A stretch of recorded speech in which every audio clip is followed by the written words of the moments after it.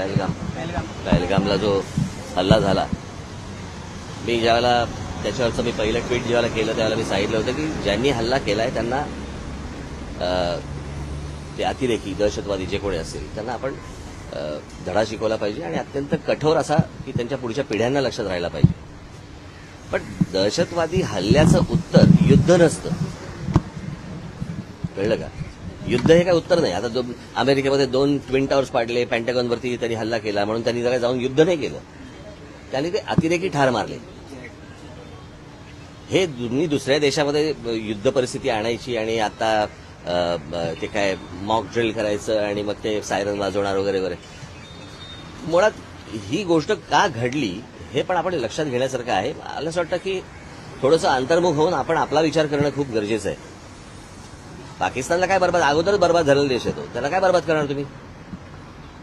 आणि प्रश्न असा आहे की ज्या अतिरेक्यांनी हल्ला केला त्या अतिरेकी अजून तुम्हाला हातात सापडलेले नाही आहेत. ज्या ठिकाणी इतके हजारो काय ज्याला आपण पर्यटक जिथे जात आहेत, इतकी वर्ष जात आहेत, तिथे सिक्युरिटी का नव्हती हे मला असं वाटतं हे प्रश्न जास्ती महत्वाचे आहेत. आपल्या देशामध्ये कोम्बिंग ऑपरेशन करून ह्यांना हुडकून काढणं हे जास्ती गरजेचं आहे. हे एअर स्ट्राईक करून लोकांना काहीतरी वेगळ्या ठिकाणी भरकटवून आणि असं हे काही युद्ध हे काय त्याचा पर्याय नाही होऊ शकत किंवा त्याचं उत्तर नाही होऊ शकत. आणि दुसरी गोष्ट म्हणजे आता कसं झालं या सगळ्या ह्याच्यामध्ये कसं आहे, सरकारच्या चुका ह्या तुम्हाला दाखवल्याच पाहिजे.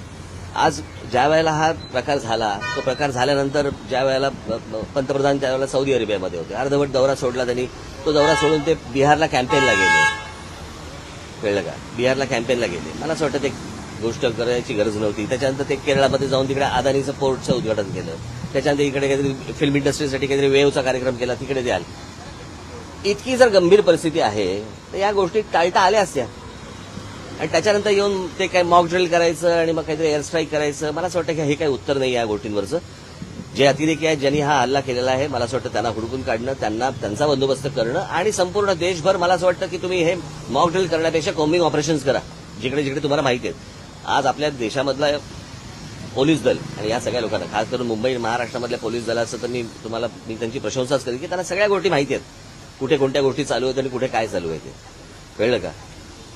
आज आपल्या देशातले प्रश्न संपत नाहीयेत आणि आपण काहीतरी युद्धाला आपण काहीतरी सामोरे जातोय. मला असं वाटतं ही काही योग्य गोष्ट नाही. आज नाक्यावरती ड्रग्ज मिळत आहेत, हे ड्रग्ज येत आहेत कुठून, काय येत आहेत, मला असं वाटतं या गोष्टींच्या खोलात तुम्ही जाणं गरजेचं आहे. लहान लहान पोरं आता ड्रग्ज यायला लागली, शाळा कॉलेजमधली पोरं, ह्यांच्यापर्यंत ड्रग पोहोचतोय कसा, हे प्रश्न आत्ता सगळ्यात महत्वाचे आहेत. युद्ध हे काही आत्ता ह्याचं उत्तर नाही.